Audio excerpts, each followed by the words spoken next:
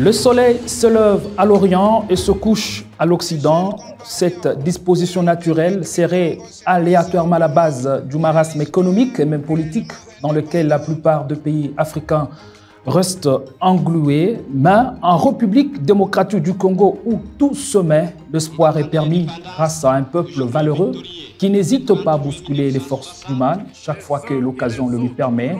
Mesdames et messieurs, bienvenue à cette émission Le Congo à vrai qui va creuser la question du contrat du siècle, le contrat sino-congolais, avec un invité qui reste à découvrir, un expert, bien entendu. Beaucoup de questions que nous nous posons qui seront répondues dans le cadre de votre mission. Bienvenue. Mes chers compatriotes, où la République du Congo se présente au monde et à l'histoire pleinement indépendante. Combattants de l'indépendance, aujourd'hui victorieux, le 7-30 juillet 1960, les uns et les autres voulons avoir une influence déterminante sur nous. Nous nous sommes rendus compte que le peuple congolais, des élections libres et démocratiques, défendent la patrie et sont déterminés à poursuivre l'ennemi jusque dans son dernier retranchement. Monsieur Patrick Piana, merci d'avoir répondu à notre invitation. c'est moi qui vous remercie parce que vous m'avez accordé cette opportunité pour que je m'exprime sur un sujet qui nécessite la compréhension des Congolais parce que notre futur est engagé. Je rappelle ici que vous êtes cadre du parti au pouvoir, l'UDPS Tshisekedi. Eh bien, on va aller tout droit au but dans le cadre de la CICOMINE. Les entreprises chinoises devraient apporter les investissements dans les infrastructures et la RDC, la concession minière. Selon vous, c'était le meilleur partenariat que la RDC puisse signer en sachant que la société avait de passifs assez lourds? Bon, d'abord, à titre de précision, je suis de l'UDPS Tshisekedi, secrétaire fédéral chargé d'études et planification, Fédération des Mouvements. Lorsque vous parlez du dossier SICOMINE, il faut savoir bien présenter ces dossiers, dans le sens où les dossiers SICOMINE rêvaient de voler. Premièrement, il y a un partenariat avec les Chinois dans le cadre d'exploitation minière, où nous sommes appelés à engager pratiquement 3,2 milliards de dollars. Et cet argent-là, c'est à titre d'emprunt, c'est-à-dire auprès d'une banque chinoise, la banque chargée des exportations et d'importations.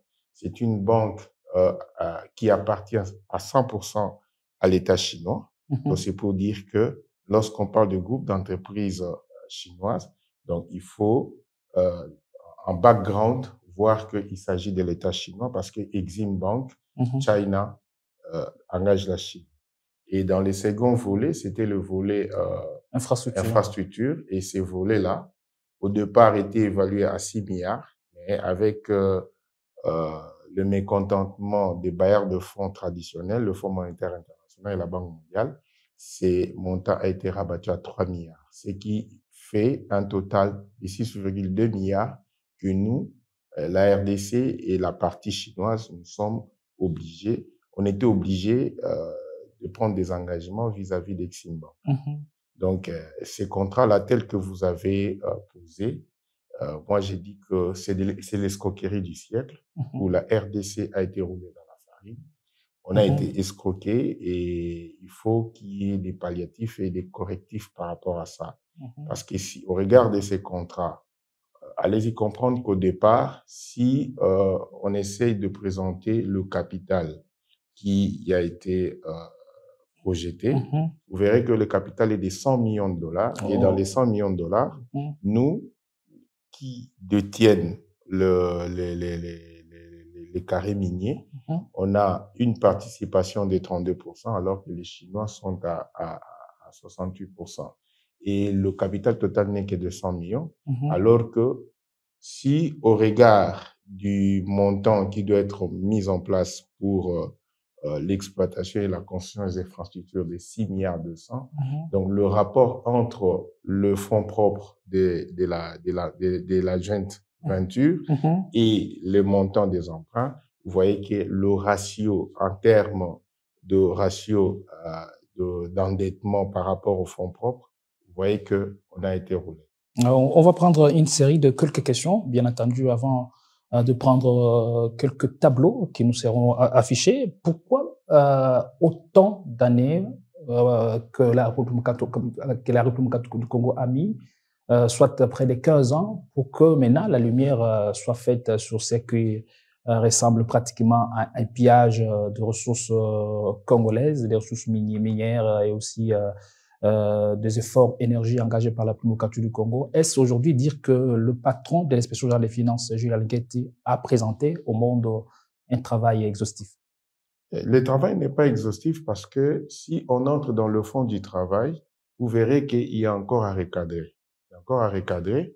Mais ce qu'il faut savoir est que nous le disons maintenant, moi je suis de l'UDPS Tshisekedi, il faut se mettre dans le bon côté de l'histoire. Donc avant l'arrivée du président Tshisekedi, vous voyez que si au regard de tous les scandales que nous sommes en train de dénicher aujourd'hui, vous voyez que le pays était soumis à un rythme de destruction. Et je dirais même si on avait continué, ce Congo ici n'allait plus exister étant qu'État. Étant qu'État, pourquoi? Il fallait arrêter carrément l'hémorragie. Il fallait arrêter l'hémorragie. Et je vous informe que dès que le président de la République, Félix-Antoine Tshisekedi, a pris le pouvoir en 2019, c'est au mois de juin qu'il a convoqué l'ambassadeur de la République chinoise ici au Congo et il lui a déjà manifesté la volonté de revoir le contrat chinois. Alors, l'inspection générale de finances a été créée depuis 1987 et je pense que avec la vision actuelle, avec l'impulsion actuelle, c'est ce qui a donné à Jules Alingiti et à son équipe, c'est-à-dire l'ensemble des gens qui composent l'inspection générale des finances, pour faire maintenant le travail parce que la vision actuelle nous oriente vers la bonne gouvernance. Donc le souci, c'est de lutter contre la corruption. La bonne gouvernance, ça implique aussi la transparence. La transparence, c'est un des éléments piliers. C'est un des éléments piliers. Donc ce qu'il faut savoir est que lorsqu'il y a des engagements pareils, il faut l'amener au niveau du Parlement et le Parlement peut nettoyer et voir s'il y a des améliorations à apporter ou s'il y a de quoi qu'il faut nettoyer. Donc, c'est grâce à la vision de M. Félix-Antoine Tshisekedi, c'est ce qui a permis à Jules Alingiti de faire un travail. Vraiment, il mérite des fleurs parce qu'au moment où nous sommes en train de l'encourager, on ne sait pas ce que pensent les ennemis de la République. L'IGF parle de la colonisation économique. À quoi exactement renvoient ces termes? Est-ce que pourriez-vous ici en expliciter le sens?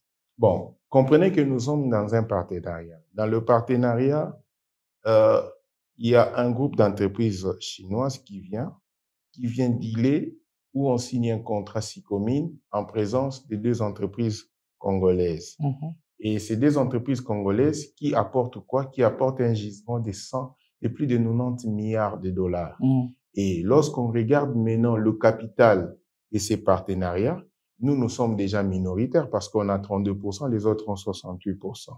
Et deuxièmement, ils disent qu'ils doivent nous apporter les fonds.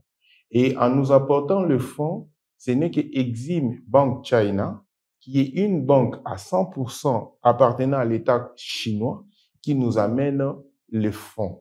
Donc on peut le voir à travers le tableau qui nous sont présentés, toute l'explication claire et nette comment la RDC a été roulée dans la farine.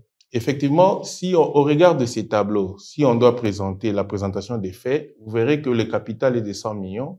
Dans la Constitution, la RDC apporte 32 millions. Et le GIEC, le groupe d'entreprises chinois, apporte 68 millions. Et les 32 millions même, c'est toujours Exim Bank qui a financé et au moment où nous parlons, on a déjà payé. Et à titre d'information... Donc le gros de part d'investissement revient à la Chine. Non, d'ailleurs, l'information que vous n'avez pas, en 2011, les Chinois ont voulu encore racheter les 32 millions, donc les 32% des parts pour dire qu'ils devaient à 100% se servir de nos mines et nous, on était là que pour observer. Donc, vous comprenez. Alors, si on regarde dans le volet emprunt, vous verrez qu'il y a le volet mine, où c'est 3,2 milliards, et le volet infrastructure, c'est 3 milliards. En termes de gages, on a gagé nos ressources, c'est-à-dire nos gisements miniers, évalués à 90 milliards, parce que les Chinois qui ont apporté la banque Exim Bank n'avaient même pas quelque chose à gager. Donc, vous comprenez que nous sommes dans un partenariat où on a gagé nos biens pour qu'on l'exploite. Parce que le volet exploitation, ce n'est pas dans le 100 millions, c'est 3,2 milliards. Et à payer à quel taux d'intérêt? Donc, le 70% des 6 milliards des 100 seront payés au taux d'intérêt de 6,1. Donc, il y a vraiment, dès le départ, lorsqu'on observe, vous allez vous rendre compte qu'il y a un déséquilibre. Et les déséquilibres s'établissent où? Premièrement, on n'a pas pris en compte la valeur de nos gisements. On n'a pas pris en compte ce qui était déjà documenté par la GECAMINE pour une valeur de 90 milliards parce que c'était à peu près 6 millions de tonnes de cuivre et plus ou moins 600 000 de tonnes de cobalt. Donc, vous voyez que on a été déjà floué dès le départ. Et deuxièmement, si on regarde le volet financement des infrastructures, depuis il y a plus de 15 ans, les Chinois n'ont dépensé que 822 millions, alors que la promesse était de 3 milliards de dollars. Donc, vous voyez que jusque-là, les choses ne roulent toujours pas bien. Et deuxièmement, en 2010, parce que lorsque nous avions apporté nos gisements, qui étaient déjà documentés par GECAMINE. En 2010, avant le premier avenant. Non, oui, avant le premier avenant. Déjà en 2010, les Chinois ont amené une entreprise qui est chargée des études et qui a fini par sous-évaluer nos mines. Comme on peut le voir à travers oui, ils ont fini par... Oui, c'est ce qui est mentionné dans le point 3. Donc, il y a un déséquilibre encore. Ils ont fini par sous-évaluer, mais néanmoins, ils ont accepté de payer le pas de porte de 350 millions et ces pas de porte posent problème jusqu'au jour d'aujourd'hui parce que lorsque on entre dans les tableaux d'amortissement financier, vous verrez que les 175 millions sur les 350 millions donnés à titre de pas de porte ont été aussi amortis par Sicomine, alors que les 350 millions devaient revenir à part entière à la GECAMINE. Donc, vous comprenez? Donc, on a floué la GECAMINE en termes d'actionnariat, on a floué la GECAMINE en termes de pas de porte, et on vient, lorsqu'on regarde le taux d'intérêt, si on prend le taux d'intérêt qui est appliqué de 6,1% et avec des intérêts composés, donc comprenez que lorsque Jeune Afrique du 21 août 2012 nous montre, cite tout simplement Exim Bank, qu'ils appliquaient les taux moyens de 2,85%. Donc, la différence entre 6,1 et 2,85, c'est énorme. Sur le plan financier, au regard des 70% des 6 milliards 200, donc si j'applique le mécanisme d'intérêt composé, nous verrons qu'en termes d'intérêt, notre État va perdre à peu près encore 1,5 milliard ou 1,7 milliard, à peu près 2 milliards de dollars. Donc déjà, à ces niveaux-là, vous comprenez que ce contrat n'est pas win-win. OK. Donc, ce contrat n'est pas win-win. Donc, Exim Bank, ces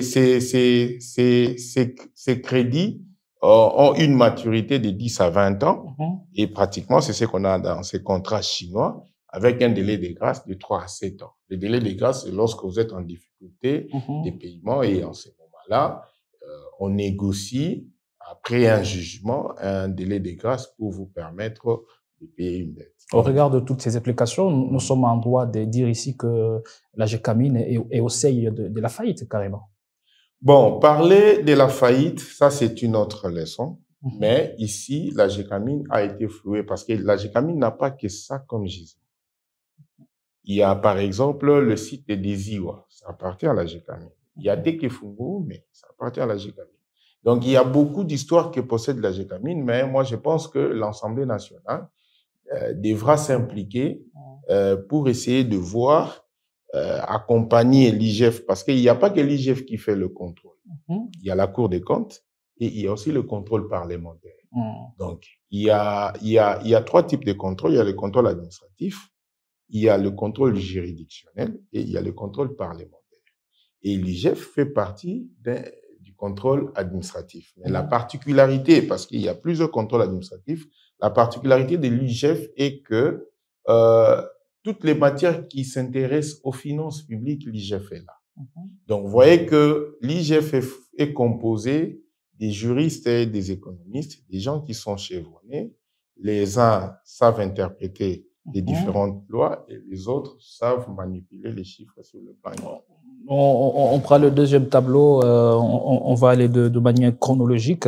Et comment vous en êtes arrivé à cette conclusion-là? Est-ce après quel travail? Est-ce qu'après un travail de terrain? Parce que j'ai signalé, si vous n'êtes pas membre de l'IGF, vous êtes tout simplement un cadre, une tête pensante du parti au pouvoir, l'UDPS, et particulièrement secrétaire général fédéral en charge d'études et planification dans la fédération de Mouamba. Je crois que tout est dit. Je suis chargé d'études et planification, c'est-à-dire que chez nous à l'UDPS, lorsque je suis chargé d'études et planification, c'est-à-dire que les matières qui concernent le pays, où il faut analyser, où il faut étudier, il faut les approfondir, c'est mon job.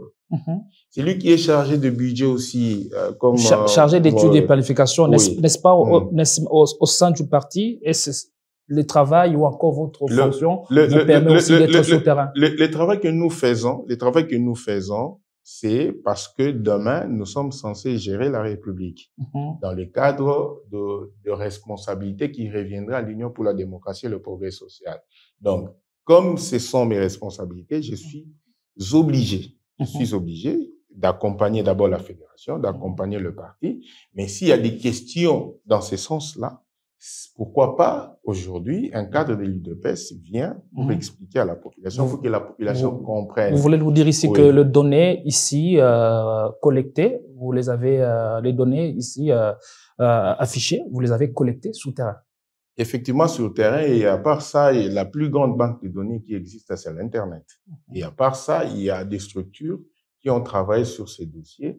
Et vous les contactez, vous les analysez, vous les interprétez, et vous les interprétez. C'est une qualité rare. Oui, étant qu'un économiste. Bon, par exemple, si au regard de tout ce qu'on a avancé, on peut émettre une analyse financière. Et l'analyse financière nous démontre déjà que, vous voyez, le capital est de 100 millions. Et l'enveloppe qu'on a contractée chez Exim Bank est de 6 milliards. 6 milliards. Donc, comprenez déjà au taux de 6,5%, même si c'est les 70% déjà tout autour des 4 milliards qui seront remboursés avec taux d'intérêt de 6,1%. Donc, comprenez déjà que nous sommes dans une situation où les charges financières sont lourdes. Et ce qu'il faut savoir, si nous prenons l'ancienne comptabilité des Kinzonzi, où les comptes 67 étaient les comptes qui constituent la charge financière, qui forment la charge financière, vous voyez que la charge financière que vous appelez les intérêts qu'on paie à la banque diminue l'assiette fiscale lorsqu'on doit payer l'impôt sur les bénéfices. Donc, vous voyez que l'impôt sur les bénéfices diminue parce que les intérêts sont trop élevés. Alors, si on doit aller plus loin, on doit examiner ces contrats pour savoir quel est le type d'annuité qu'on est en train d'appliquer. Est-ce qu'il s'agit d'annuité constante ou d'annuité variable? C'est ce que on a mis au point 2 où Y est égal à M plus I, c'est-à-dire l'annuité est égale à l'amortissement de l'emprunt plus les intérêts. Maintenant, il faut analyser maintenant le comportement des intérêts parce que ce sont les intérêts qui réduisent au fait l'assiette fiscale.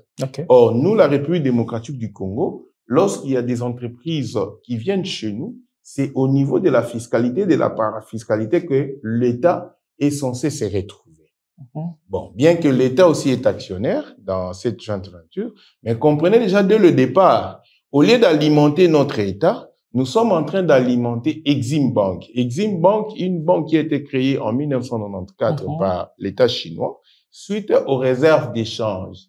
Raison pour laquelle moi j'ai toujours encouragé les chefs de l'État lorsque l'enveloppe des réserves d'échange sont en train d'augmenter parce que aujourd'hui on ne pouvait pas aller chez Exim Bank, on pouvait utiliser nos réserves d'échange et à la limite alimenter les entreprises qui ne fonctionnent pas bien dans le Katanga ou soit relancer Sakima, surtout qu'on va récupérer le SMB Bisunzu de Mwangachouchou. Donc, comprenez que on peut exploiter le coltan avec nos ressources parce que nos réserves d'échange commencent à donner une image financière qui peuvent nous aider à prendre des orientations comme les Chinois l'ont fait avec Exim Bank. Et vous allez comprendre que lorsqu'on a un capital de 100 millions et que dans la constitution du passif, il y a le fonds propre, il y a aussi les dettes, et parmi les dettes, il y a des dettes à long et à moyen terme. Et nous avions un capital de 100 millions, et dans l'enveloppe dette, si on regarde bien, on est dans les 6 milliards. Donc, quelque part, il y a sous-capitalisation. Et l'enveloppe des dettes qui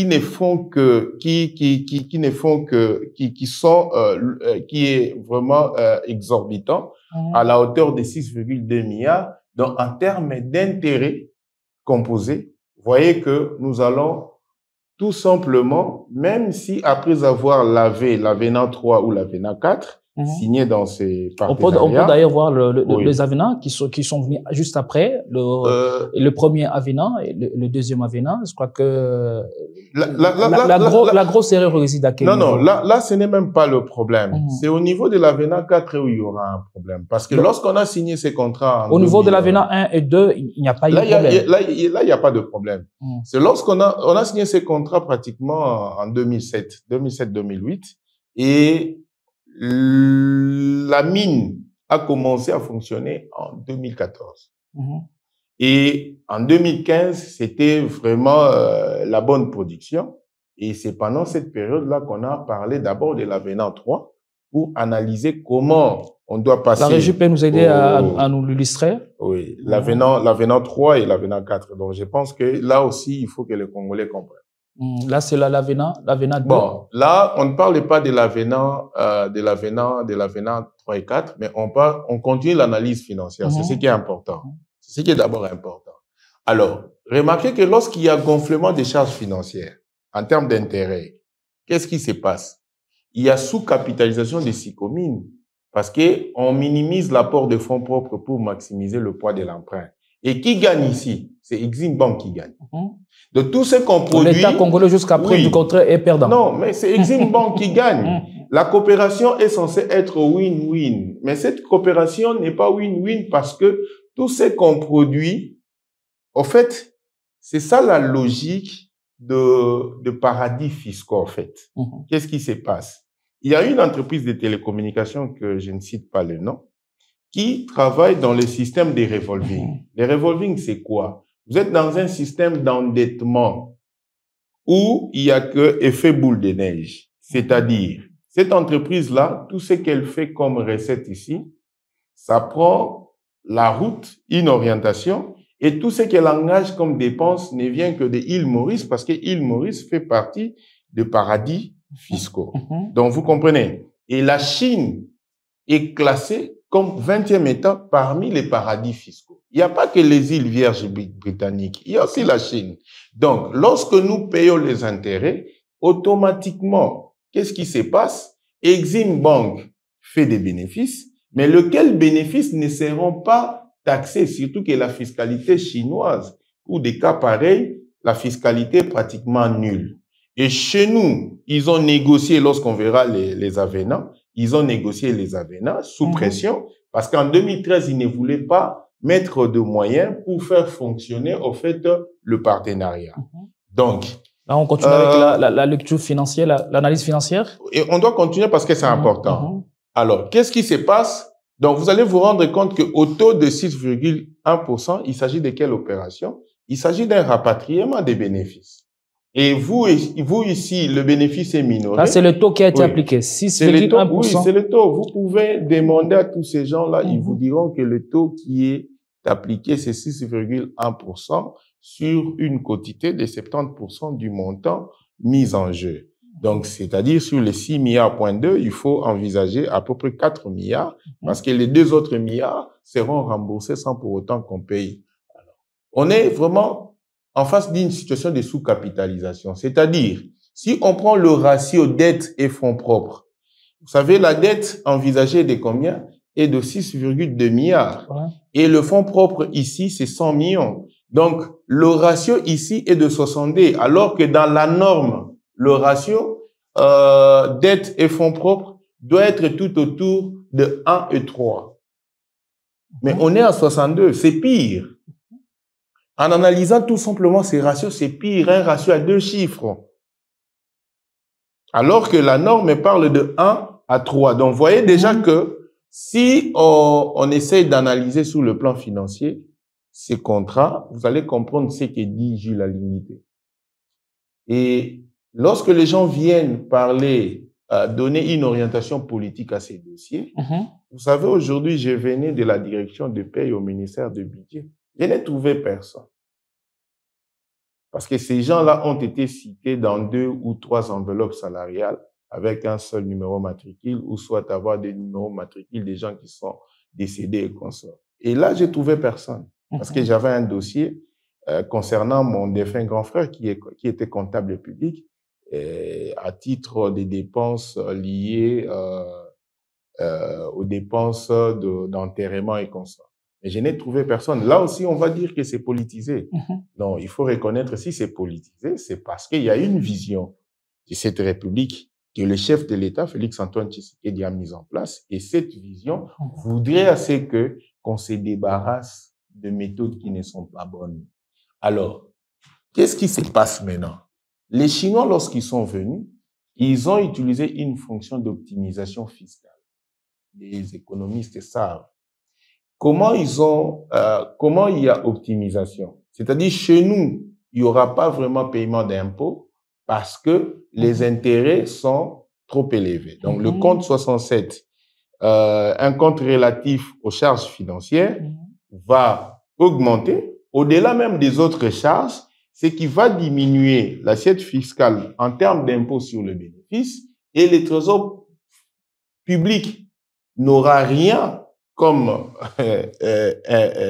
revenu d'impôt parce que la charge financière est comment? Elle est lourde. Et dans l'entretemps, c'est l'exploitation de nos gisements sur le 90 milliards de dollars que nous avions gagés auprès des Chinois. Donc, comprenez, raison pour laquelle le Fonds monétaire international et la Banque mondiale ont dit que non, ça, ce n'est pas un contrat win-win. Déjà, dès le départ. Dès le départ, et la pire des choses est que c'était projeté à 9 milliards. Et aujourd'hui, on est à 6,2 milliards. C'est-à-dire que la Chine arrive à brader nos ressources minières à travers ces genres de contrats. Voilà. Donc ici, c'est Exim Bank qui gagne. Et lorsque Exim Bank gagne, ce sont les réserves d'échange de la Chine. Parce que Exim Bank s'occupe de quoi? D'exportation et importation. Et derrière Exim Bank, on voit l'État chinois. Effectivement, parce que l'État chinois a 100% de part dans cette banque. C'est une banque qui appartient à l'État chinois. Comme le cas, on peut parler de DGI ici, comme on peut parler de la Banque centrale du Congo. Mais c'est une banque orientée pour les affaires. Vous comprenez? Donc, tout ce que nous, on va faire ici, tout le travail qu'on va faire, le gagnant dans cette histoire, c'est Exim Bank. Donc, c'est vraiment la logique de paradis fiscaux où il y a ce qu'on appelle sortie de fonds illicites sous connotation de paiement des intérêts. Mais en réalité, on essaye de vider tout ce que vous réalisez comme bénéfice. Alors, venons-en maintenant aux avenants. L'avenant 1, d'abord l'avenant 1, 2, 3, et vous dites que la plus grosse anarque ou l'erreur réside au niveau de l'avenant 4. Non, je pense que l'avenant 1 et 2, c'est pas si intéressant, mais c'est l'avenant 3 et 4 qui pose problème. Voilà, on peut Donc, si on peut nous balancer l'avenant 3, nous allons les lire et voir la spécialité de cet avenant. Voilà. Donc, quelle année la spécialité? Bon, si vous lisez l'avenant 3, parce que lorsqu'il y a une session des joint venture, il y a mise de fonds, il faut aussi songer à la rémunération des actionnaires. Et pour ces cas ici, il y a le groupe d'entreprises et les groupes d'entreprises chinoises, et de l'autre côté, il y a l'État congolais. Alors, l'avenant 3 dit ceci, le remboursement des prêts liés aux travaux d'infrastructure d'urgence, premièrement. Donc, ici, on établit la logique des rémunérations du capital investi en 3 temps.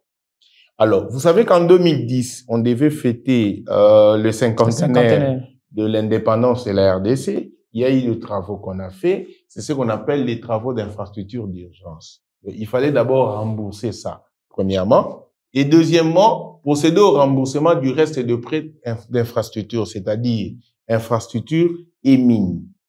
Vous comprenez? Parce que nous sommes passés à l'exploitation et de l'autre côté, on construit les infrastructures. Et il faut aussi songer à rembourser, outre le volet infrastructure d'urgence. Et au troisième point, c'était les temps commerciaux qui consiste à rémunérer les actionnaires. C'est-à-dire quoi? Dans les 2 premiers volets de remboursement, les actionnaires, c'est-à-dire l'État congolais, comme les groupes d'entreprises chinois, n'allaient pas se retrouver. Parce que l'objectif, c'était d'accélérer les activités pour essayer de liquider l'opération en termes d'emprunt. Donc, parce que l'opération est asphyxiée par le fait que on paye des taux d'intérêt exorbitants. On paye des intérêts exorbitants à Exim Bank. Il fallait à tout prix faire de sorte que cette opération aille vite. Et c'est ce qui a poussé les Chinois en 2013. Ils n'ont pas voulu financer parce qu'ils exigeaient ce qui était prévu en amont, la mise en place d'une loi qui devait rendre cette opération fluide. C'est la loi numéro 14/00 en leur faveur. En leur faveur parce que cette loi du 11 février 2014 portant sur le régime fiscal, douanier, parafiscal, des recettes non fiscales et d'échanges applicables aux conventions de collaboration et aux objets de coopération. Ici, ça leur permet de faire sortir l'argent. Ça leur permet de ne pas payer les impôts. Sans respecter les normes du pays. Les normes transactions financières. Je crois que cette loi a été votée au Parlement. Ça a été voté au Parlement. Et donc, c'est de permettre à tous ces gens-là d'importer, alors que lorsqu'on construisait la mine, le matériel qu'on utilisait, c'était le matériel chinois. C'est ce qui est utilisé jusqu'aujourd'hui, c'est le matériel chinois. Maintenant, il faut les amortir aussi financièrement. Et dans le secteur minier, dans la plupart des cas, le temps d'amortissement, le délai d'amortissement est de 5 ans. Mais la particularité dans le secteur minier est que de la première année, vous deviez amortir à 60%. Et le reste, vous pouvez appliquer soit l'amortissement dégressif ou soit l'amortissement linéaire. Donc, comprenez que de la première année, je donne un exemple, si vous achetez un matériel à $1 million, dès la première année, vous devez l'amortir à 60%, donc c'est-à-dire 600 000. Et l'amortissement, ce qu'il faut savoir, c'est ce que peut-être les non-financiers ne savent pas. Ce n'est pas, au fait, la dépréciation, la perte, tout ça. L'amortissement, c'est une source d'autofinancement. Donc, ça permet de mettre de côté des moyens pour faire face à l'usure. Donc, comprenez que dans le secteur minier, dès l'entrée des jeux, les Chinois qui nous ont amené le machine, même si c'était pris à titre d'emprunt, dès la première année, ils sont déjà payés à 60%. Alors, il faudra encore, dans le cadre de ces contrats, évaluer, analyser, comprendre, est-ce qu'il n'y a pas eu surévaluation de tous ces matériels? Il y en a eu certainement. C'est à l'inspection générale des finances ou à la Cour des comptes, comme au Parlement, de bien faire ce travail pour que le Congolais Donc, si on était resté sur cette dynamique-là, c'est-à-dire respecter ce que demande l'avenant 3, la RDC aurait pu quand même se retrouver. La RDC aurait pu se retrouver, mais avec quel gain? Avec quel gain? Parce qu'en amont, je t'ai démontré qu'il y a déjà le ratio entre le fonds emprunté et les fonds propres est anormal. Voilà. On est à 62, alors que la norme serait comprise entre 1 et 3. Vous comprenez? Et deuxièmement, le partenaire, c'est qui? Le vrai partenaire, c'est Exim Bank, qui nous impose un taux d'intérêt de 6,1%, alors que Jeune Afrique nous a démontré qu'en 2011 et 2012, le taux appliqué par cette même banque, en moyenne, c'est 2,85. Alors, c'est cette situation, on nous la soumet ou on l'accepte? Je pense que il faut maintenant aller dans la dynamique actuelle. Le chef de l'État a dit qu'il faut révisiter. À la limite, s'il n'y a pas révisité, il n'y a que à abolir ces contrats et chercher d'autres partenaires miniers. Parce que on ne peut pas aussi, nous, aujourd'hui, brader ce qui est prévu aussi pour des générations futures. Parce que ce qu'il faut savoir, nos enfants vont grandir et les enfants de nos enfants ont droit aussi à bénéficier de tout ce que le sous-sol et le sol du Congo contient. Donc, ce n'est pas à nous, tout simplement, de les bousiller par notre seul vouloir politique ou par des intérêts qui nous sont propres, tout en sachant que l'homme est hédoniste. Il est animé des sentiments, il est animé des désirs, il veut tout consommer, il veut s'accaparer de tout. Mais qu'en est-il des générations futures? Donc, dans cette réflexion, il n'y a même pas l'aspect politique, il n'y a même pas politisé, il n'y a qu'à réfléchir. Maintenant, lorsqu'on regarde l'avenant 4, ça a été signé en quelle période? C'était pendant la période des transitions. La période était suspecte. C'était une période suspecte parce que, bon, pour les investisseurs chinois, cette période n'était pas favorable à eux parce que ce qu'il faut savoir, l'argent est un partenaire lâche. Lorsqu'il y a de bruit, l'argent finit par fuir. C'est ce qu'il faut il faut savoir. Alors, pendant cette période de transition, avec le gouvernement Bruno Tshibala, on a signé l'avenant 4. Qu'est-ce dit l'avenant 4 ne vient pas corriger, mais ça vient ça vient maintenant empirer. Ça vient encore nous renforcer dans le trou. Ça vient vraiment nous détruire. Pourquoi? Signé sous la période transitoire avec le gouvernement Bruno Tshibala, c'est un avenant qui vient détruire la logique des rémunérations des capitaux investis avec maximisation des profits. C'est-à-dire quoi?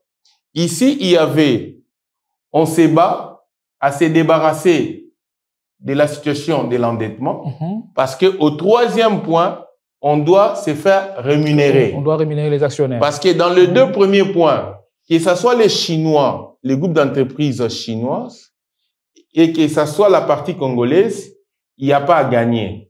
Mais ici, ce qui n'est pas dit, c'est Exim Bank qui gagne. C'est-à-dire qu'on aura travaillé pendant autant d'années, rien que pour le gain de qui? De Exim Bank. Et quelques temps après, qu'est-ce qu'on vient faire? On garde la loi numéro 14/005, cette loi qui donne aux Chinois la possibilité d'importer, à Sicomine d'importer les différents matériels et les différents intrants miniers, parce que si vous êtes à Kasumbalé, Samo, Kambo, à Sakanya, vous verrez combien de tonnes d'acide. L'opération se passe plus là-bas ou Oui, c'est dans le camp Katanga. Il y a que 3 ports. Les histoires passent toujours par, si pas par Ndola ou par Kitwe ou par Kasumbalé, ça. Donc il y a Lukangaba, et il y a Mokambo et il y a Kasumbalé, ça passe toujours par là, parce que jusque-là, la route de Solwezi n'est pas encore opérationnelle pour de telles opérations. Donc, si vous êtes là et que les Chinois importent les histoires, chaque Chinois s'amène avec un document où il a un code additionnel, c'est-à-dire qu'il est exempté des différentes taxes et des différents impôts. Donc, comprenez que avec la loi numéro 14/005, on abolit la logique des 3 temps. On entre directement dans la rémunération de quoi? Des actionnaires. Or, lorsqu'on rémunère les actionnaires, donc nous rémunérons les actionnaires avec une partie de notre bénéfice qui part sous forme d'intérêt composé et deuxièmement, qui part hein, sous forme de différentes recettes douanières et fiscales qu'on devait tirer profit et que nous perdons. C'est ce qui justifie, vous verrez que la DGI, par rapport à la DGDA, la DGI fait moins de performances que la DGDA. C'est parce qu'il y a des engagements pareils. Donc, si on doit ouvrir l'œil, essayer de questionner ces contrats, vous verrez que quelque part, nous sommes vraiment floués et dans les différents profits que nous allons partager, c'est-à-dire qu'il y a une partie réservée aux impôts et taxes qui devaient être perçus par la Banque centrale du Congo et nous les partageons avec les Chinois où c'est écrit, il est question de rétribuer 35% du profit aux actionnaires et 65% pour le remboursement des investissements. On va aller rapidement parce qu'on nous signale que nous n'avons plus assez de temps. Si la régie peut nous accorder encore 2 minutes pour juste terminer ces tableaux, parce que là, nous sommes qu'au niveau des mines, des minéraux dont dispose la République du Congo. Nous ne sommes pas encore arrivés au volet infrastructure. On va prendre plus rapidement. Alors, il y a une question à laquelle vous allez répondre juste après cet élément de reportage que nous allons vous proposer. Alors, qui a floué qui exactement? Puisque nous avons vu l'ambassade chinoise a essayé de se disculper par rapport à ça. On a vu l'ancien premier ministre Matata Ponyo qui a essayé plus ou moins d'éclairer le rôle qu'il jouait au moment de la signature du contrat. Eh bien, qui y a floué qui? Ce sera la question à laquelle vous allez répondre juste après cet élément de reportage. L'ancien locataire de la primature a éclairé le dossier là où l'IGF l'a laissé avec des zones d'ombre. À l'époque ministre des Finances, le président du parti politique LGD, Augustin Matata Ponyo, est cité parmi les membres du gouvernement dirigé par Adolphe Muzitu et a engagé la RDC pour la signature du contrat sino-congolais. Réagissant à cette enquête de l'Inspection générale des finances, appuyée par l'ODEP, Matata Ponyo a levé tout équivoque au sujet de son rôle au moment de la signature de ces contrats du siècle. Je n'ai jamais signé de contrats chinois. Ils ont été signés en 2008 alors que j'étais DG du BCECO et non ministre des Finances. L'exécution de ces contrats se faisait exclusivement par le bureau de suivi des contrats chinois qui dépendait de la présidence de la République et non du gouvernement. Matata Ponyo est accusé de détournement de dizaines de millions de dollars américains, ce qu'il réfute sans cesse.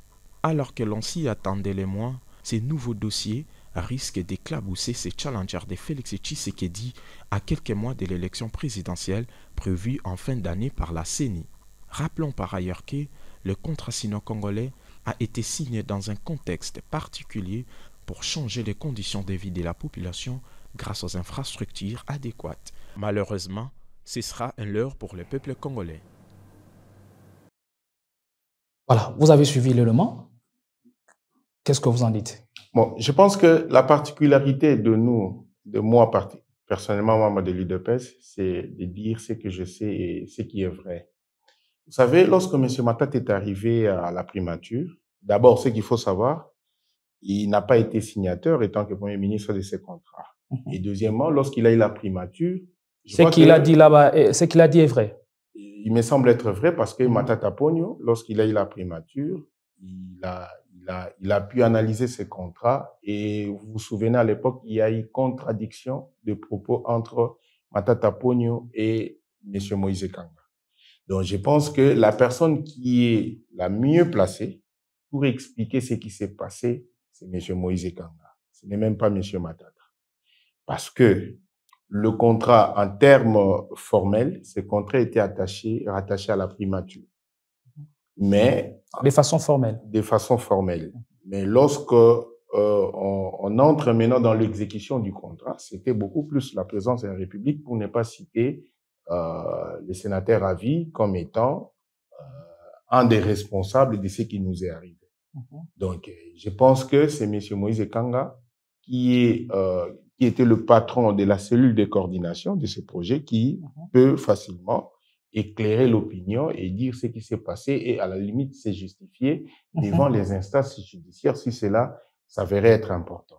Donc, je pense que il y a aussi les différents ministres des infrastructures parce que l'évaluation des infrastructures passait quand même par les ITPR. Donc, pour cette matière-là, je pense que Moïse Ekanga a le temps de s'expliquer. Si aujourd'hui le parquet ou la cour d'appel ouvre un dossier, je crois qu'il serait la première personne qui sera invitée pour se justifier et éclairer l'opinion. Et quant à la responsabilité, moi j'ai travaillé plusieurs fois avec des Chinois. Je peux citer les cas de MKM, de la minière de Kalumbwe, Muyunga, à Kisanfu. J'ai travaillé avec les Chinois. J'ai travaillé avec les Chinois avec CCR à Kolwezi. Je n'ai jamais vu des partenaires qui sont instables comme les Chinois. Et à la limite, les Chinois cherchent à vous manger les pions. Donc, si vous travaillez avec eux, c'est la prudence et l'intelligence qui doit être mis au profit de tout. Donc, comprenez que dans cette histoire, il y a vraiment à nettoyer, il y a vraiment à balayer. Et si on arrive à le faire et à comprendre que à un certain moment de l'évolution de notre pays, on a commis des erreurs, à un certain moment, il faut les accepter et de chercher à se justifier. Et c'est qu'on doit savoir, nous, IDPS aujourd'hui, nous sommes dans le pouvoir, nous gérons le pouvoir et demain, nous serons aussi jugés comme nous jugeons aussi nos amis du FCC.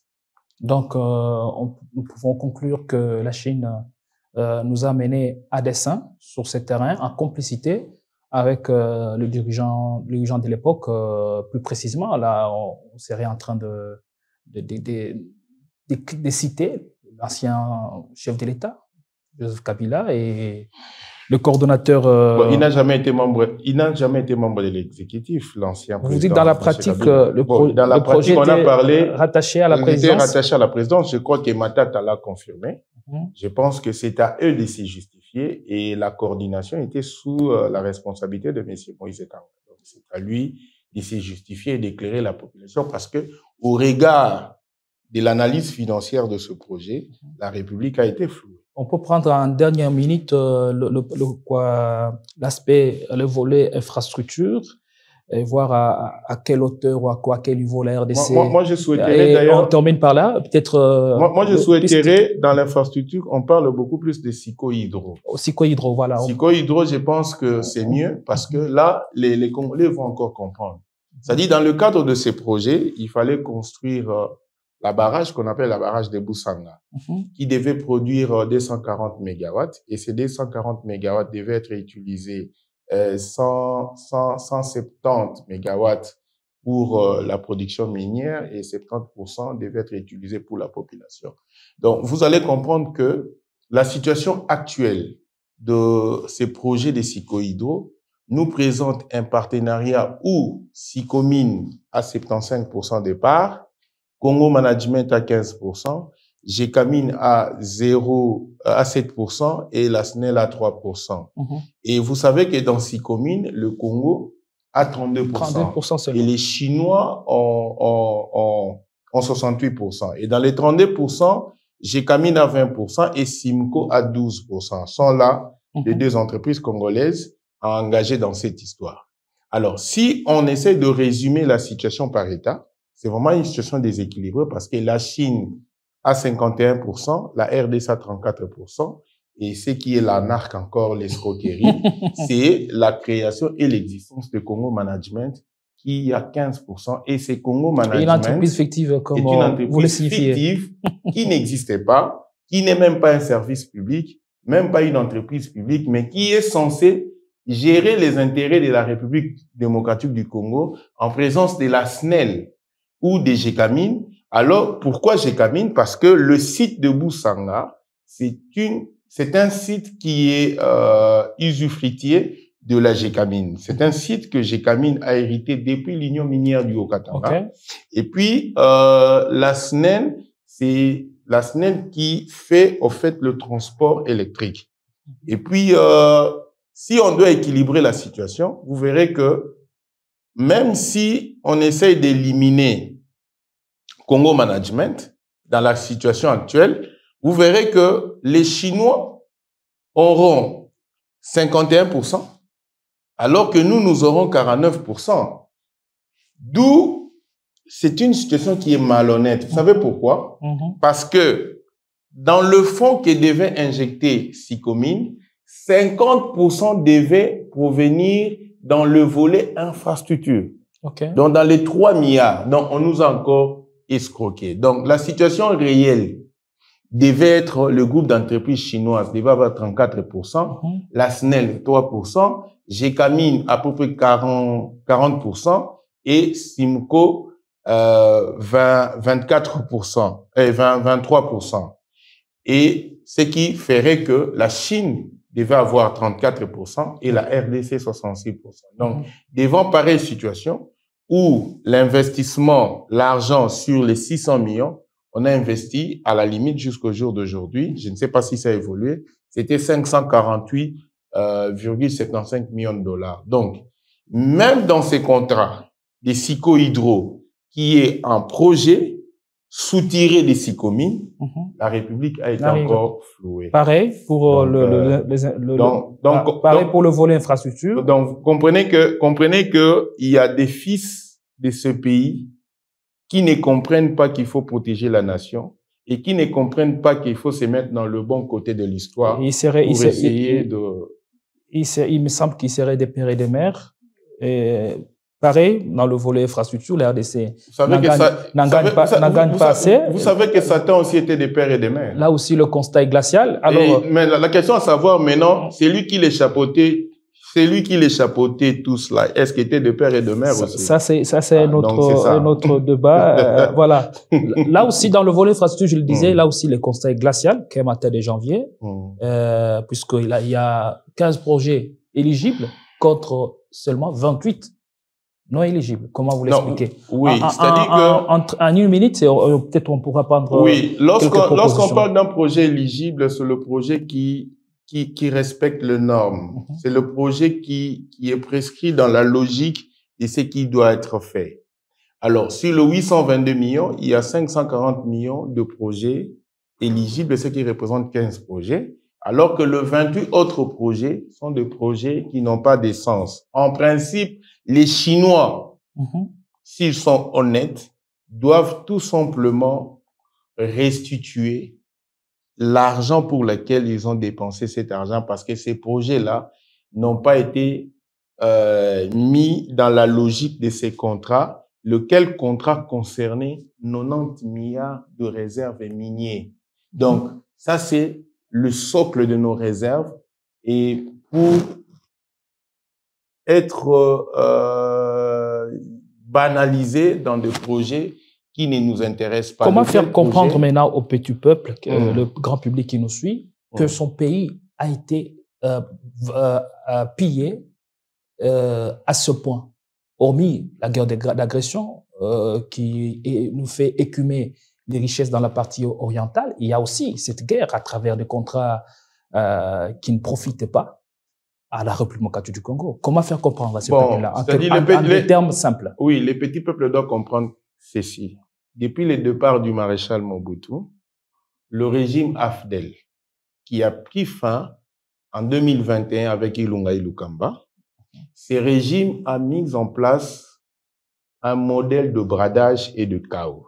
Lequel modèle pérennise la guerre à l'Est, organise le pillage de ressources dans la partie australe, c'est-à-dire le Katanga, et puis nous a foutu dans un désordre organisé dans sa partie ouest. La guerre vient de toutes parts. Donc, c'est-à-dire que après le départ du maréchal, c'est-à-dire on a détruit notre manière de réfléchir.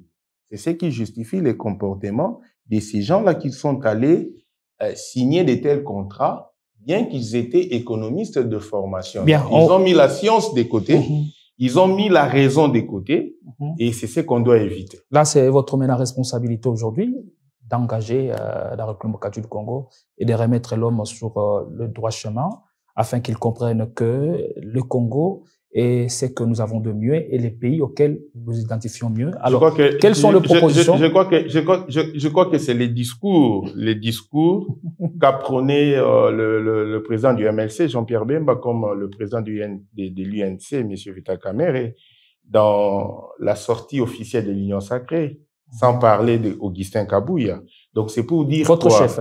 Oui, mon chef. C'est pour dire quoi? Je n'ai pas voulu être égoïste pour dire qu'il ne parle que de IDPS, mais je dis ce qui est vrai. Le président Mbosso n'en parlons pas. Donc, c'est pour dire que c'est à nous, Congolais, de réorganiser le pays et de mettre le tout dans le bon chemin. Et vous verrez que même le futur de nos enfants sera garanti. Voilà. Qu'est-ce que la RDC aurait gagné si on avait réussi à respecter ces contrats? Est-ce qu'aujourd'hui, la RDC serait un paradis sur terre? Non, la RDC ne serait pas un paradis sur terre parce que tout ce qu'on nous a promis comme infrastructure, ce n'est que du cosmétique. Je peux te donner un exemple. Vous voyez ce qui se passe sur le boulevard Triomphal lorsqu'il y a plu? Ça, c'est un exemple du contrat chinois. Voilà, comme proposition, on va prendre le tout dernier tableau avec comme piste de solution. On va aller rapidement parce que nous faisons la course contre la montre. Oui, c'est-à-dire que comme piste de solution, il faut premièrement suspendre purement et simplement l'avenant 4 parce que... Qui a exacerbé encore la situation. Oui, il faut suspendre ça, revenir à l'avenant 3. Deuxièmement, il faut rééquilibrer le capital parce que nous, on a amené les gisements miniers et de l'autre côté, ils ont bradé nos gisements.